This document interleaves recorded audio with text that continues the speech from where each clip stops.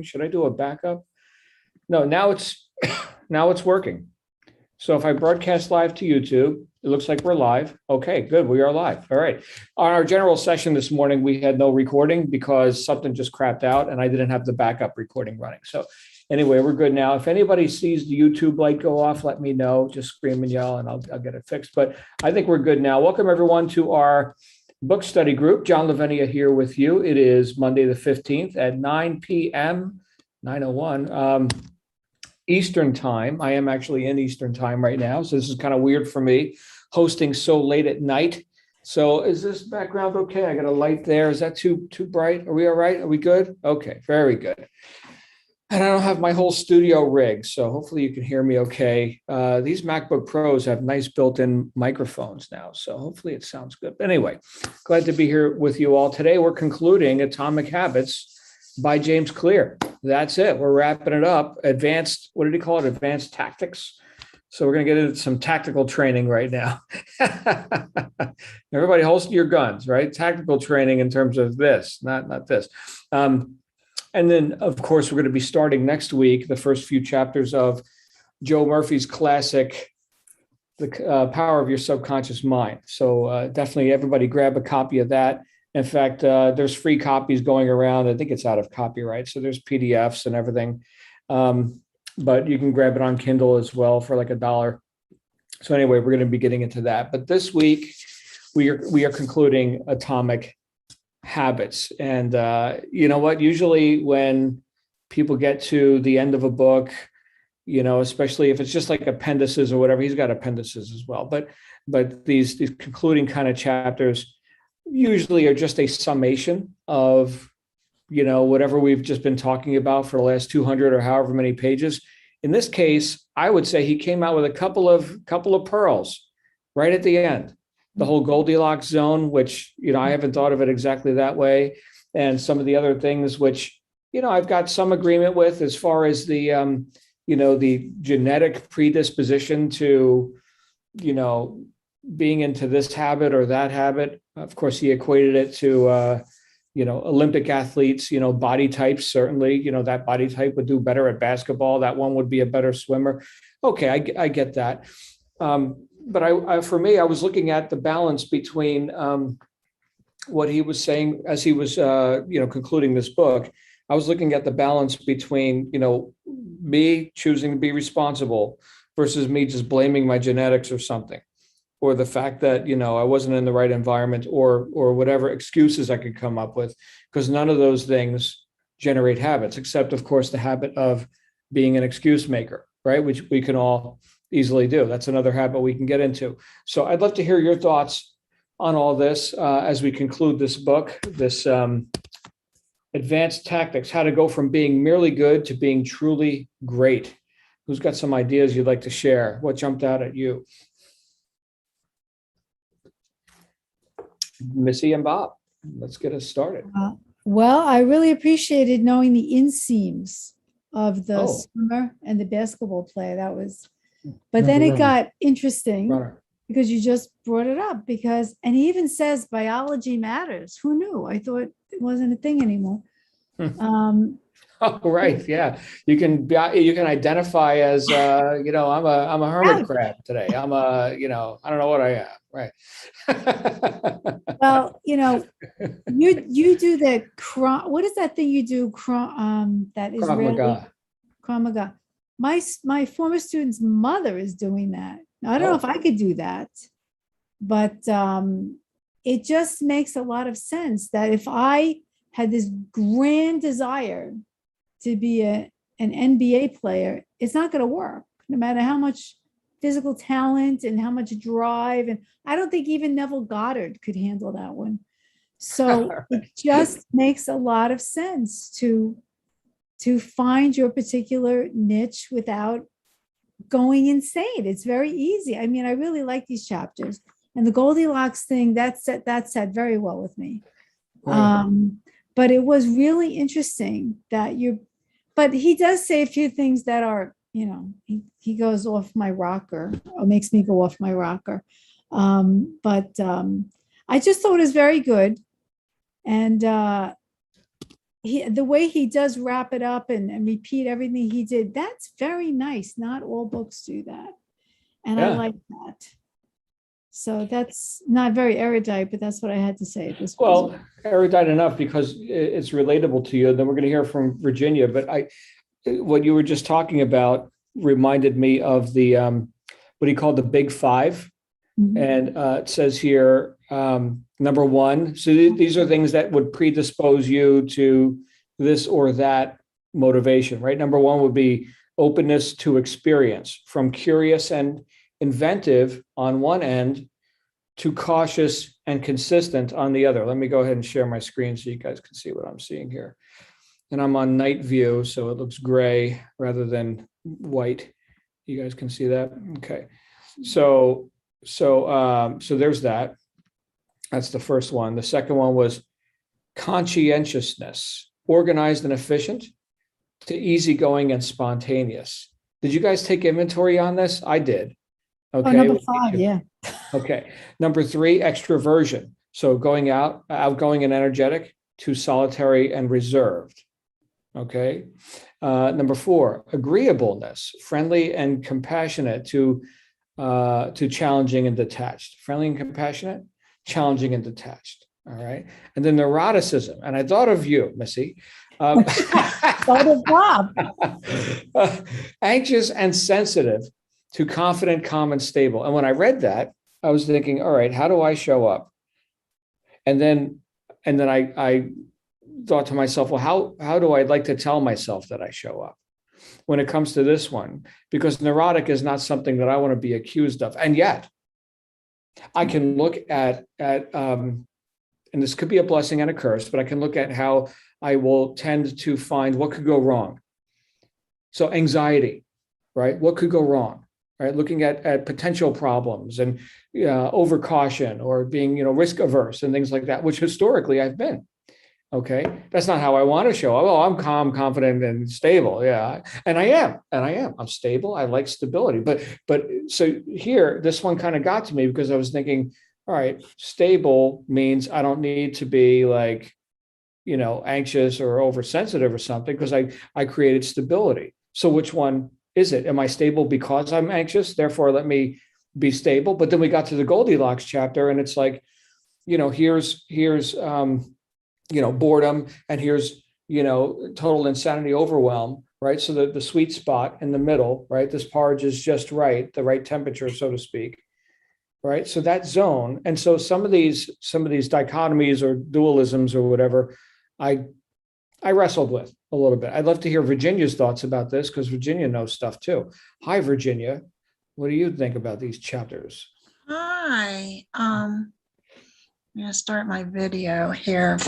Well, I didn't finish the very, very last one, but now this was one of the books that I had it on Kindle, and then I had I think a CD on it and everything. And I finally said, I'm just going to order it. So I end it so I can do the sacrilegious highlighting. Okay. Oh my goodness. Yes. Virginia knows that I never mark a book. Yes. That's why I like the digital versions, because you're not really marking anything. Well, I love the part where he talked about the secret to maximizing your odds of success is to choose the right field of competition. People are born with different abilities. I am so glad to finally hear somebody who doesn't say you can be anything you want to be, because it's never been true. Okay, I wanted to be a prima donna ballerina. I took ballet for, I don't know, 7 or 8 years on tap. They don't come 5'10". Oh, right. Okay, you have to be 5 foot nothing. So I could never be my love, my first choice, which was to be a dancer. I would even have settled for being a Rockette, because when I was 10 years old and I saw them in, what is it, Radio City Music Hall in New York, it was, look at those legs. Oh my goodness, even they are not 5'10" and close to 200 pounds. So, and then my second choice was to be a singer, but I can't carry a tune in a bucket, so my 2 top choices, and everything else paled by comparison. I didn't really care that much. So I was glad to hear that you do have to, have that in your favor. Well, how did you get over that though? right? Because yeah, I want to be, you know, a superhero or whatever. And yet here we are, right? So how did you reconcile that? And because you have excelled in I areas of your life. compromised. I compromised. I took positions and jobs that didn't really speak to me, but I did them. Now, my one regret is that I did go to school to study fashion design. However, back in 1970s, if you wanted to do anything in fashion design, you had to go to New York. And that scared the living jeebies out of me, you know. So I switched to I switched to international affairs and ended up with a degree in liberal studies. Should have gotten more counseling on that. But in hindsight, every time I see some of these designers with their stuff out there, I just think, how do you get your name on a label and how do you get people to buy this crap that you sell? Because it's not designer stuff. Oh, I was in Scottsdale Fashion Square last week with my daughter, and they had a little runway set up, and they were going to do like a fashion show and whatever. And these girls started coming out. They're all skinny as a stick. Okay, they're all like teens, I suppose, or you know, early 20s. They all very youthful, and it was like laugh out loud. Like nobody's going to wear that. Really, you're wearing that? Like this is, and there was like a parade of these girls showing the fashions. This is like outside of Nordstrom or, you know, one of the high end Scottsdale, right? Money. Yeah. And like, this is bizarre. So reminded me of that movie Zoolander. Anybody see the movie Zoolander? With Ben Stiller with Derelict, where they got like garbage mounted to his outfit. He's like fashioning the garbage. Oh my goodness. Hilarious movie. Yeah. I used to do modeling, tea room modeling for different like places like that in Florida. Bird Hines and Jordan Marsh and places that don't exist anymore. And then getting into the Goldilocks rule, I loved greatest threat to success is not failure, but boredom.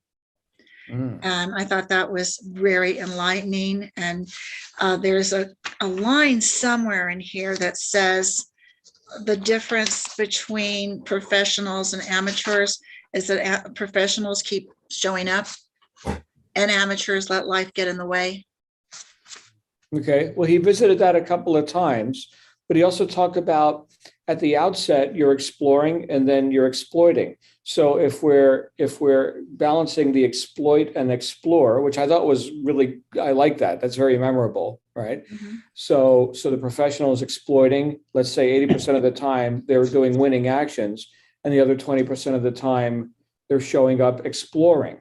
So they're showing up nonetheless, but they're exploring things where they don't have good statistics yet. But also sometimes they just, even though it's boring, they do it because they know they have to. They need to show up to the gym. They need to get their workout. They need to practice their golf swing or whatever to get better, but also to, you know, to just keep up with where they are. So that's something that I need to focus on more, is just keeping up, you know, even if it's boring or I don't feel like anything's happening, just keep doing it anyway. So yeah, I really enjoyed the book. That's why I actually went out and bought it again, so I could highlight it. Thank you. Times. Thank you, Virginia. Thank you. Stuart's going to strike a pose now. You're going to give us Blue Steel or Le Tigre. Those no Zoolander. What a movie! It was so great. Those looks with they were all the same. They were all exactly the same. Watch this movie. Hey, Bob, I'm messy, and then we'll go to Kim. Well, what my big takeaway was came from the last chapter, not the appendix, but the chapter, the poem by Lao Tzu, which is so true. And I feel like I'm hanging a bit of dirty laundry out, but you know, it's almost pick on Missy night, so let's just pile on. Why not? But if I have a request, please read that, Bob. So men are born soft and supple, dead they are stiff and hard.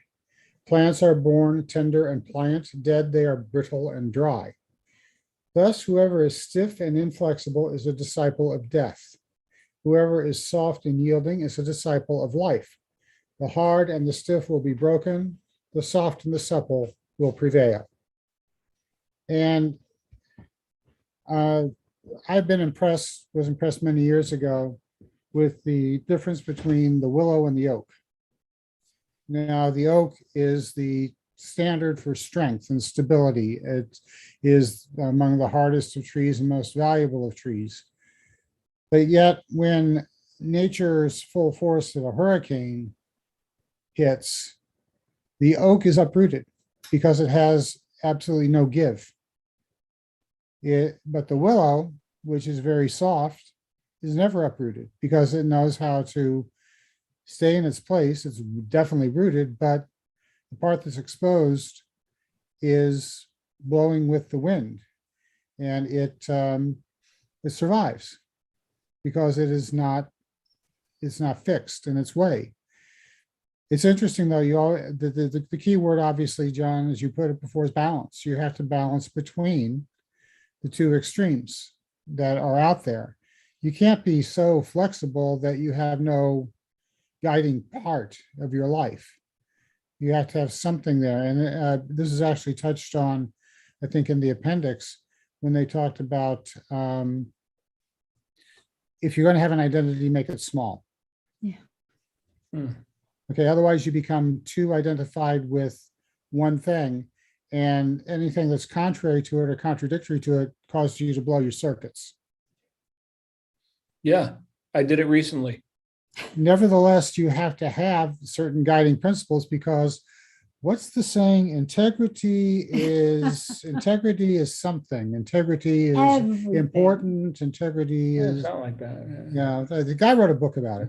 Anyway, so you've got to have that. You've got to have your fixed principles, but you also have to be flexible in the moment if you're going to, first of all, survive this chaos that we call life, but not just survive it, thrive within it. Thank you, Bob.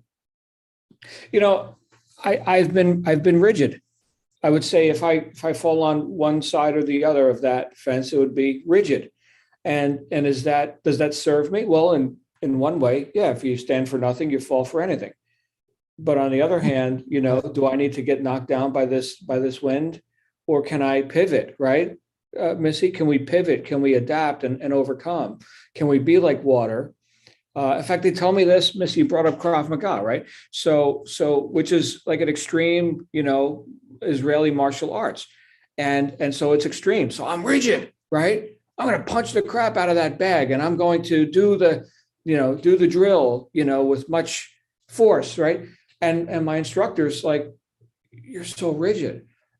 Speed is fluid, right? You're not all tensed up, right? And so now I'm working on being loose while at the same time having, you know, a great impact, having a great effect with, you know, with that practice, but not being so damn rigid with it. So I've got, that really hit me, Bob, was this whole idea that, you know, you get a disciple of death, really Lao Tzu? Okay. Let me consider that. So, because I can go in the total other direction. You mentioned balance, right? The other direction would be, hey, man, none of this is up to me anyway. I'm not responsible for any of it. So you see, that's what I look at when I consider getting off of my position. Is no, I must have my position because it's good and right, and I've worked on it for so long. Oh my goodness, right? What do you think, Kim? Kim's got the floor. Come on out.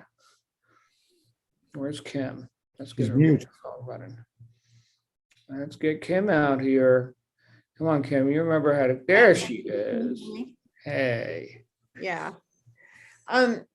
So he talked about the biological differences that we all have. And what I did it on, I did it on audio, so I don't have the exact thing in front of me, but he said something about if you're not conscientious, which I'm not, I'm kind of all over the place. And I mean, it makes me wildly creative, but boy, things can explode. It said environment is important. And I realized that if my environment is out of control, I can't keep anything together. I can't have any kind of habit because this is crazy. Everything here has to be in order for me to keep a habit. So that was really interesting for me to see. And again, the boredom thing, I'm going to come back to somebody else said that. That's my biggest hurdle. I don't do boredom. It's really hard. And so I started to think about that. And I started to think, I've had this stinking elliptical behind me for how long? I sit on it, and I mean, like 5 minutes is the most torturous thing in the world. And I thought, this is so stupid. Grab the dog and run around the damn, cul-de-sac or whatever. And I have a loop in my neighborhood that is exactly a mile. If I do that twice, I'm happy, and I have all kinds of things to look at. So I'm trying to pivot and go with what biologically works with me. And I think that I've been trying to put my square peg in a round hole. And I think that this has kind of helped me stop and look at what's really going to work best for me. It's okay to let the world bend to me as opposed to me trying to bend to the world. Oh, so that's another consideration there as far as the flexibility.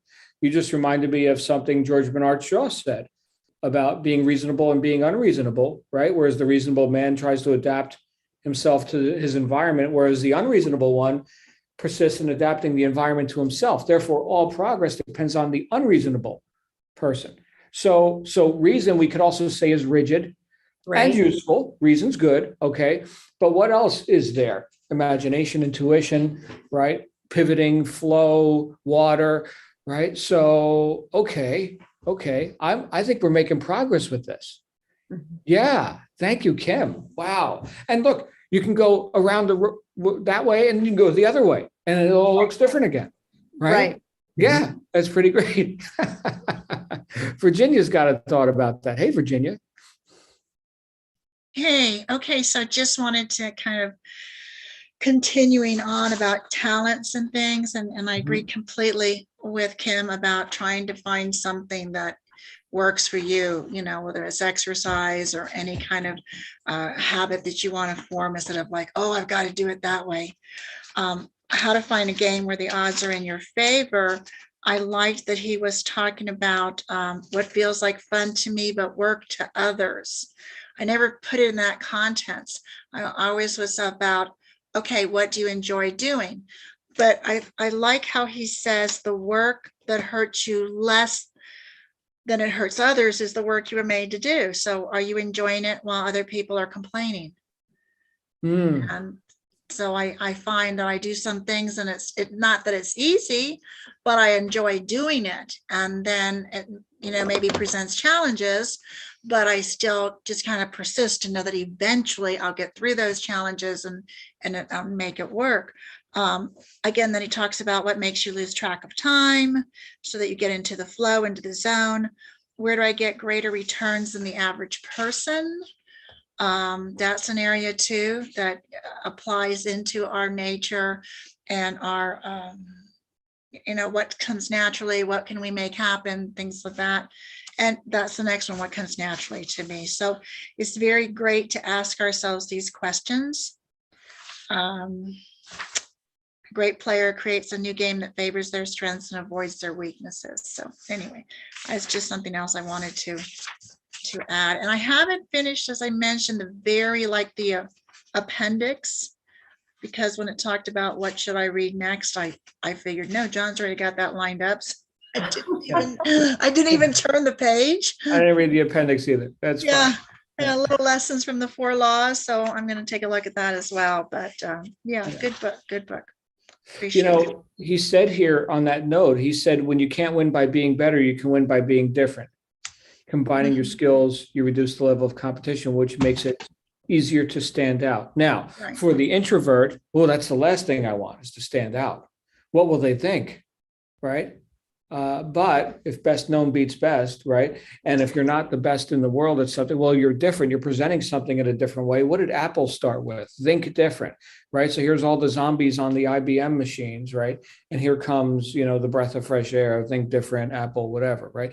So being willing to put ourselves out there in a different way, and which is informed by those 4 questions you just asked, what feels fun to me? what it was like come natural to me, assuming that I can serve my fellow man with it. Now we can go exploit.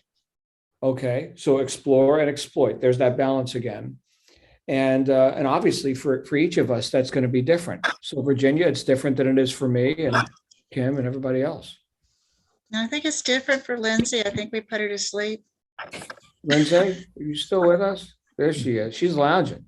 She's kicking it. All right. Thank you. Thank you. The mighty Llama King. How are you, Stuart? I'm feeling pretty mighty. How you doing, buddy? Man, I'm good. All right. How's house hunting today, man? Well, we were just talking about identity, and I'm John from Arizona, man. I'm a desert rat and rattlesnakes and scorpions and friggin' cactus. And I think we're grabbing a house in Dunedin. Yeah. That's pretty awesome. I'm gonna have to learn to fish again. It's been a long time. Yeah, So- I was wondering how you guys would deal with the change from Western desert. Yeah, I don't know. And look, everything's temporary, right? So, but that actually came up for me. It's like, no, I'm, John of the desert. Well, and there's, I'll get to it in a moment, but the point in the book that Bob was alluding to about make your identity small. And, for me, having a career as a wilderness guide for almost 30 years and then falling apart physically, fractured spine, all this kind of stuff. And when I met you, John, I was really in the throes of the dark night of my soul of an identity crisis. And who am I without, my career, my profession, or who is Stuart without the llamas, right? And I really went through a whole thing of that, and have now come full circle, of course. But yeah, there was a huge sort of letting go process, and he even talks about it in the book about making it so that your identity is flexible, and instead of saying I am this, you change that to I'm the type of person who. Right. So instead of I am a wilderness guide, I'm the type of person who loves to be in nature and is nourished by the natural world, or who enjoys educating people or whatever. And honestly, that translated very early on into the Success Mastermind group with the e-commerce groups and all those things. And when we first started talking about the new and improved John Lavenia Success Mastermind, and I was telling you that I was doing these weekly ecom gigs on the other channel, and you were like, what, 3 hours? What the hell are you doing? And like, so I managed to make that transition, and honestly, I'm very grateful that I'm through the other side of surgery, and now looking forward to resuming guiding and all that kind of stuff. But there's, first of all, I got to say, chapter 18, probably my favorite chapter of this whole book. I really did enjoy. We were talking last week, and it's almost like he picked up where our discussion left off last week about, well, there's a lot of this formula kind of stuff, and maybe it's not for everybody, and everybody's different, and everybody has their own way, and there's a zillion ways to, achieve success, and better to find the things that feel natural and feel organic to you. And I just really enjoyed kind of where he went with this, and there were some cool quotes, habits are easier to perform when they align with your inclinations and abilities. And again, just doing things that are in alignment with your identity, right? The things that feel natural, the things that feel right, the things that feel good, where you're not forcing it. We talked a little bit about that today as well. What I liked, Can I ask you about that before you get on to your next thought? Yeah. This flashed across my mind, Stuart, and maybe you or somebody else can help me with this, but let's say here's the teenager, and they just read this book, assuming they read, and their natural talents, inclinations, they lose track of time when they're playing video games. All right, so how do we reconcile that? All right, how do we serve our fellow man with that? How do we turn that into, a positive or resourceful habit or something? I mean, you could piss away your whole life playing video games. And maybe that's the height of, I don't know, people make money on YouTube or whatever, or like these other video sites where they're demonstrating the game or so. That's crazy to me. I mean, I don't. it's amazing how Plug. people make millions of dollars by playing video games. And Right. But if somebody's like, I'm a natural at, injecting heroin into my veins or something. Oh, really? All right. Well, how do you? So the be yourself thing, that's where I'm kind of getting tripped up a little bit. What if yourself is so off the friggin' rails that well, no, now we need to get rigid. Right. I have a 23-year-old that is all into the video game world. And the translation that we try to make is attention to detail, hyper focus, hand-eye coordination, and what's that skill set that can translate? And so that's kind of where I go with it. And, so my son's a musician. And so we're really, encouraging that kind of hand-eye coordination.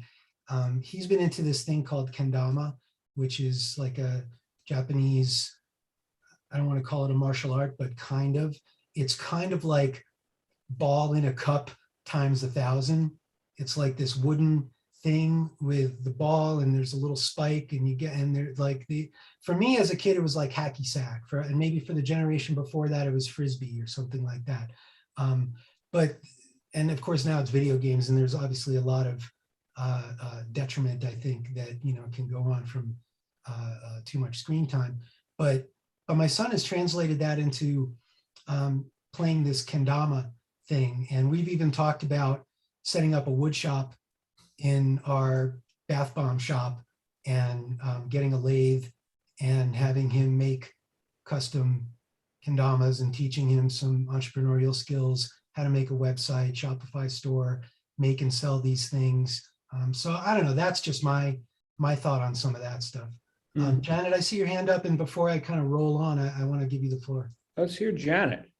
Janet knows stuff. Hi, I wanted to kind of piggyback, not on purpose, but what you were saying.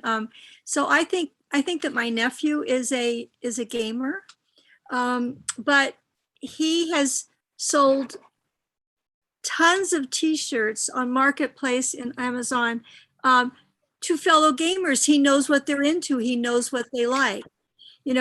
People can get into designing a great video game and products that come off of it and things like that. I mean, it doesn't all have to be a waste of time. I mean, it doesn't all have to be a way to spend time and not go further. But I think a lot of people get, the 49ers, when people came to the gold country here in California, and who made the money?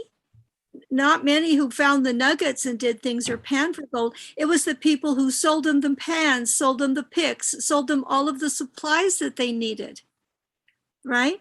Those were the people who came away winners, really, except for the few. And so, like I said, and like Stuart was saying too, what relates to the world of gaming or following that world that you can provide that will make all the people who do that happy. So there you go. Thank you. Thank you for that. That's a beautiful transition. If you're already in that conversation because you're a gamer, and that's just one example I'm bringing up, and I've got no opinions about, or judgment about it. But here I am. I know that language. And so you speak that language too. Here, buy the T-shirt. Okay. So now we're talking. Right? How can we serve our fellow men with our natural proclivities? That's what he's talking about here. If we're talking about going with the flow, this comes easy to me. I like this. I lose track of time. Okay.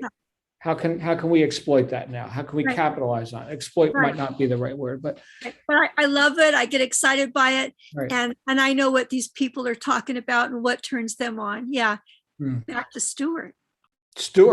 Janet, I live in gold country here in the Southern Rockies, and there's old ghost towns and gold towns all over the place. And some of the wilderness tours that we do bring people to old gold mines and ghost towns in the mountains that don't exist anymore and things like that. But I often talk about The people that, were the ones that really struck gold were the people that sold them the shovels or the rice and the beans, or the newspaper person, or the two, in my opinion, that are at the top of that list are the tavern owners and the houses of ill repute. I knew you were going there.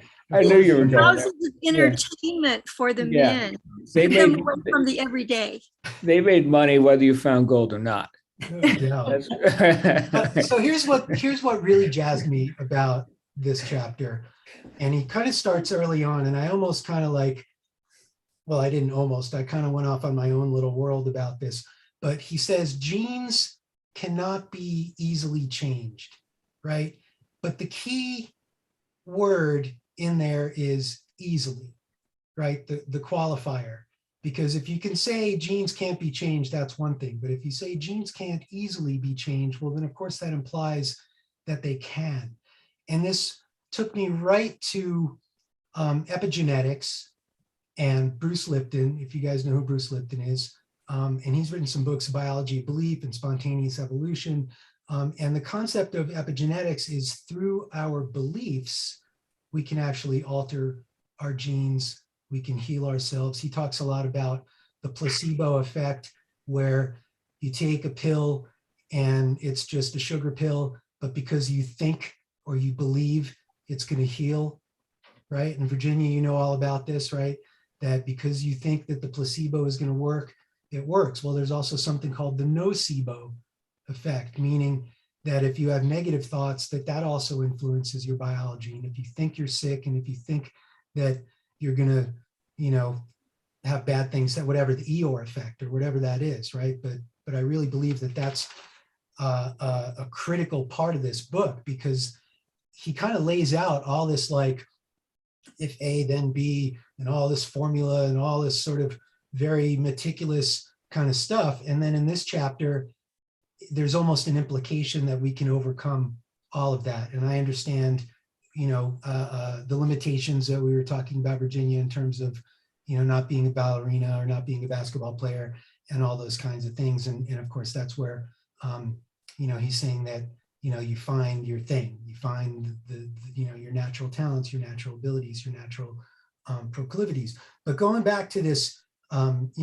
changing our beliefs can change our genes, right? And that's, thoughts are things, going back to Napoleon Hill and James Allen and Wallace Wattles and Bob Proctor and all this kind of stuff, right? And when we talk about like Darwinism, this concept of mutations are, cellular mutations are random and accidental, and Lipton turns the whole thing upside down and says that mutations are the result of conscious and consciousness intervention, right? And conscious is like everything that we're learning. Consciousness is the missing ingredient in how our reality is shaped.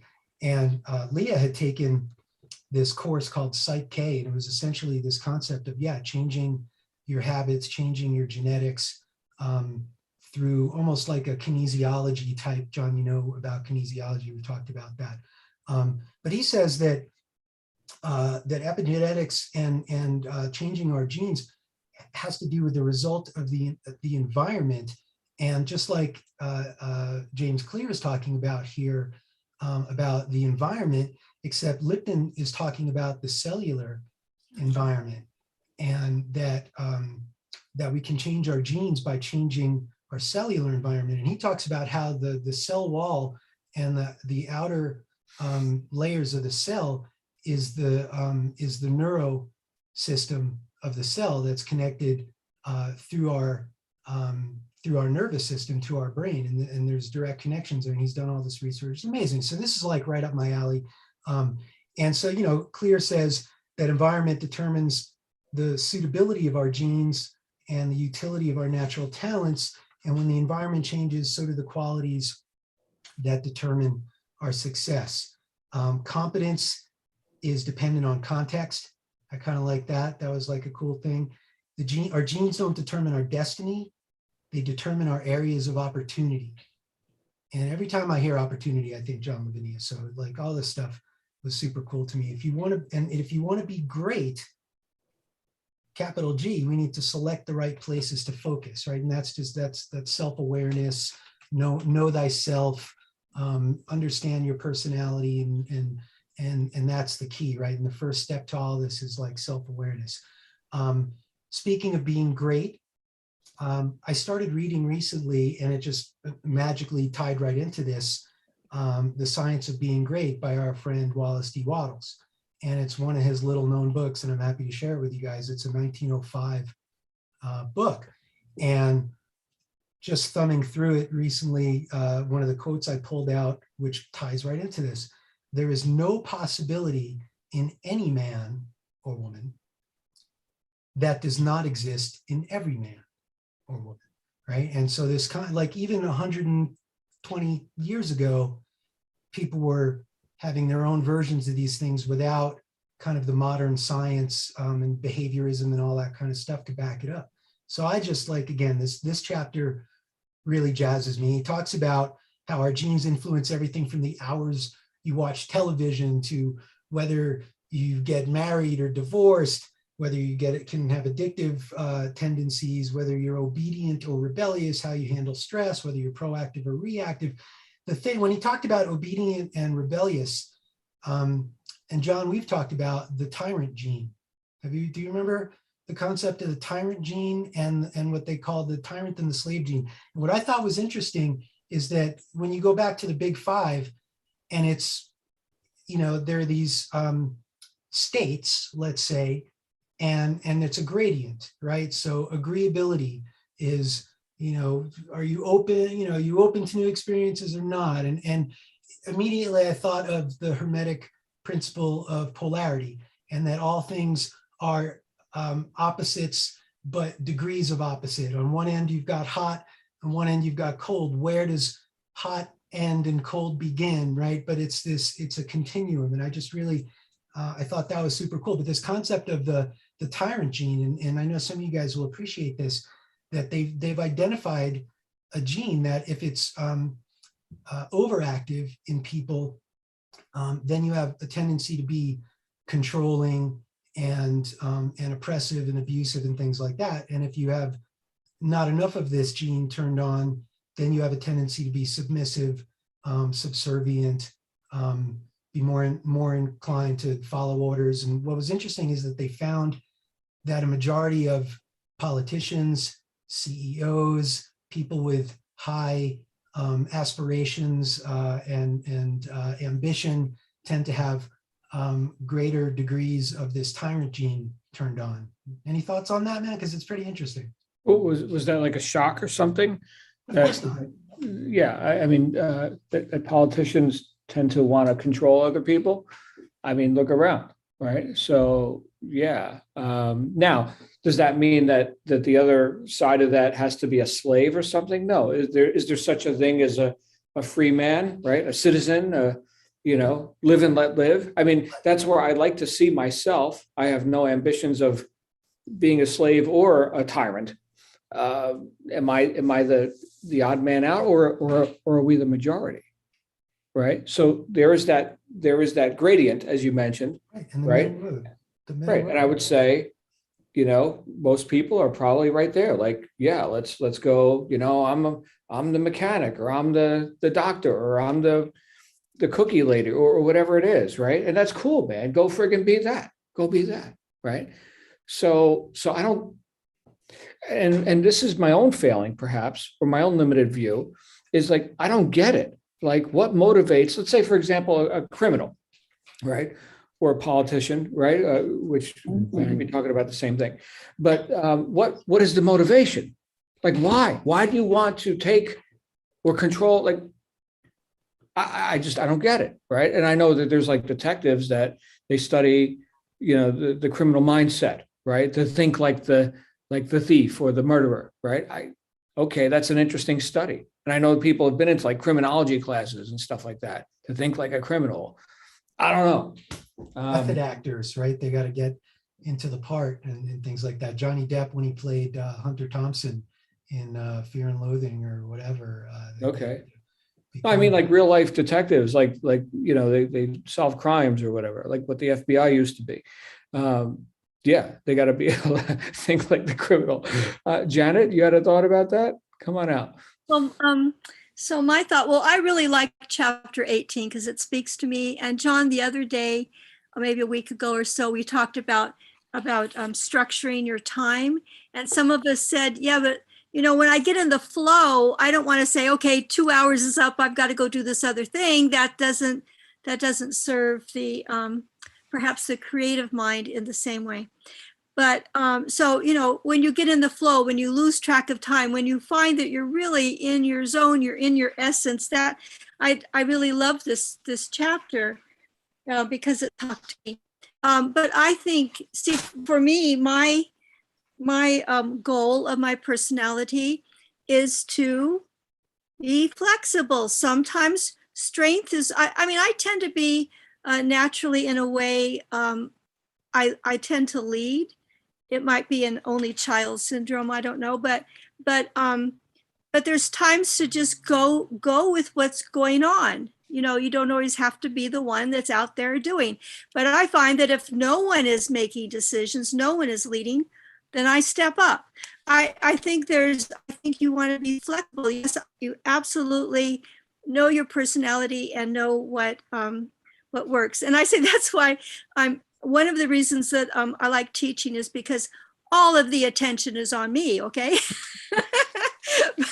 but the thing is that I think there's just times that to everything there is a season. There are times to be more quiet, more flexible, go with what's going on, listening more, learning more, and there's times to be talking and giving things out there. So I don't see a one or the other or a somewhere in between. I see a continuum between them when they work best for that particular situation.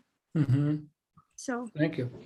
The pendulum that swings back and forth. That's another principle. Well, that moves and be like water. Well, one of the things is that water moves, water flows. It's only when it's frozen into ice is that a whole other story, and then it's fun to skate on. But it's like, but I think really the more that we are open to being, well, for me anyway, just for me, the more that I can be open to responding, not reacting, responding to the situation and reading it in such a way that I can play to my strengths and my weaknesses and get the most out of it is where I think I grow more and I'm able to, for me, that's the good thing. So. Thank you, Janet. All right, Stuart, you had a few more thoughts on this before we wrap up? Yeah, man. Going back to what either Virginia or I think it was Virginia who was talking about the questions to ask ourselves.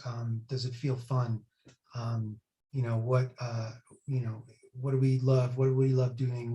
What makes us feel alive? Things like that. And a lot of that really spoke to me. And I liked what he said about it's not whether you love it, but whether you can handle the pain, right? Mm-hmm. And so I think about my own experience as a guide, right? And for me, it's getting up early mornings before the sun comes up, going to bed, putting everybody to bed after dark, and then having to go string up food in a tree so that the bears don't get it, and doing all this stuff. We're even working 18-hour days and all this kind of stuff.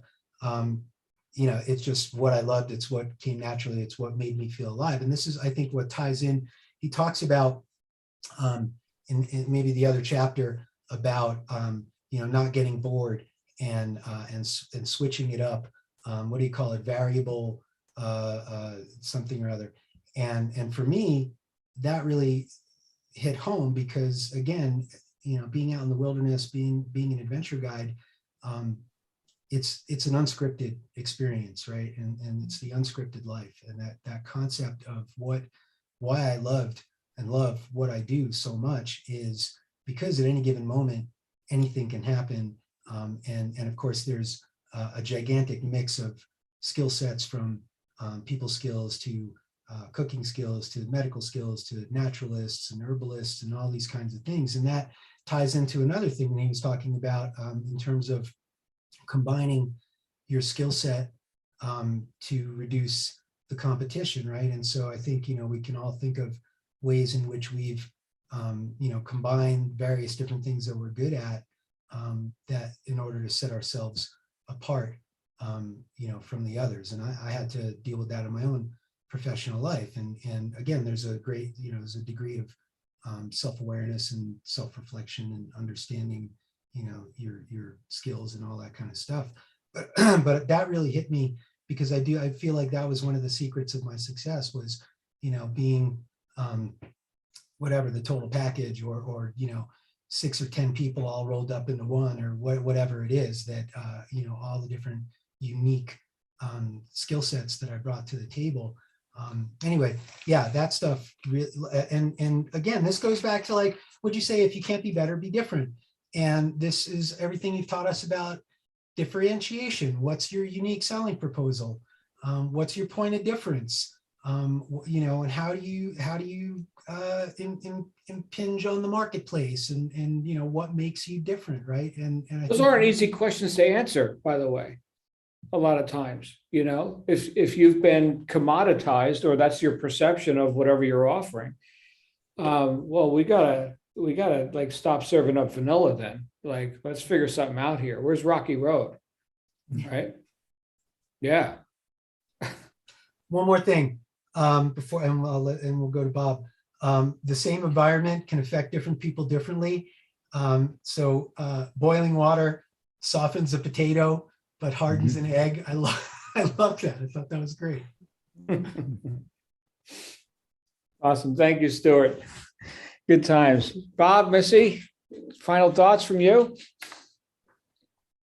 What I thought was really clever, unique, profound about this is probably by design more than by accident, was how in the conclusion, he tied everything back to what he started with, and that is the 1% incremental improvement. He brought up the Lakers from the 1980s. I get the impression that the book study is really great. It's good to get the other perspectives and points of view, and it's very enriching. But we tend to lose the message, and I think a lot of authors tend to lose the message because they get so wrapped up, and they want to bring in all these different examples for particulars. But he just tied it all together, and he showed how Pat Riley came up with a mathematical equation that ranked the players and their abilities, and he encouraged them to make that 1% incremental improvement, and he was able to win back-to-back NBA championships. First time it had been done in over 20 years. So that was really, really fascinating. Again, it shows he hadn't lost his focus, and I don't know whether it's by accident or by design. Probably by design. I'm going to start with the British cycling team. I'm going to end with the Lakers, and in between, I'm going to fill in all the gaps with all of the variables and then adduce the principles. What I'm finding, though, getting back to what we have among ourselves, the exchange of ideas and the exchange of experiences, is that we're talking simply about human nature, which never changes. Human nature never changes. There are certain classifications, and different philosophers and behavioralists and what have you have grouped people into, either the 4 temperaments or the passions or whatever. And the idea is you have to know yourself. I have taken some voluntarily and some I was required to, like the Myers-Briggs self-assessment. I've just concluded one with a coach from our firm, developing leadership skills, and they all seem to orbit around exactly the same thing. They're saying the same thing in different ways. And that effectively is, you have to know yourself, and you have to know what you bring to the table. And once again, in this final conclusion, he talked about taking the time once a year to do an assessment. And I'm in the financial services industry. I'm a sort of accountant. I'm going to say it. I know you don't like it. I'm not a CPA and I don't play one on TV. But, what are accountants all about? Accountants are all about numbers. Give me your numbers. What was your income? What were your expenses? For a corporate accountant, it's analyzing the books, the income statement, the balance sheet, the statement of cash flows, and comparing one to the other year over year. And he points out, here's where you're weak, here's where you're strong, here's where you're missing an opportunity. So we all have to do that as human beings. It's a vital skill to have and has to be developed. And I don't care if it's the clear way, you can do it perhaps in other ways. Maybe there's a Lavenia way out there. I'm waiting for that to There make is, it. you said. So go for it. Whatever works for you, I think is what he's saying in these last few chapters. Go for it, but make sure that you measure your progress along the way to make sure you're on the right track. And ultimately, you don't want to lose sight of the big picture. Beautiful. There you go. And with that, we will conclude Atomic Habits by James Clear. Thank you, my friends, for being a part of this. Next week, we're gonna be into Joe Murphy. Yeah. So let's set a target for that. We got the forward, chapters 1, 2, 3, 4. Let's read the forward plus the first 4 chapters. All right. So we'll see if we knock this one out in a month. All right. 4 weeks, if we can get through this. And so now you've got a target, which now, for those of you who've been tuning in for a little while, you've got a habit of reading, good 10 pages a day or so. We've been kind of keeping it really light. When we went through Think and Grow Rich, of course, Stuart remembers this. It was 15 weeks straight, 1 chapter per week. Some of those chapters are bigger than others, right? But there's so much meat in there. So we got lots of content out of that. But let's go ahead and do the forward in the first 4 chapters from Joe Murphy, and we'll see if maybe we're cramming too much, because that's another book where you could do just a couple chapters a week, but I don't want to spend 2 months on it, right? We're going to knock it out. So anyway, thank you all for being here. This is all brought to you by the paying members of the John Lavenia Success Mastermind. You can always get more information on that at jlsuccessmastermind.com and go ahead and grab a membership there as well. Thank you, guys.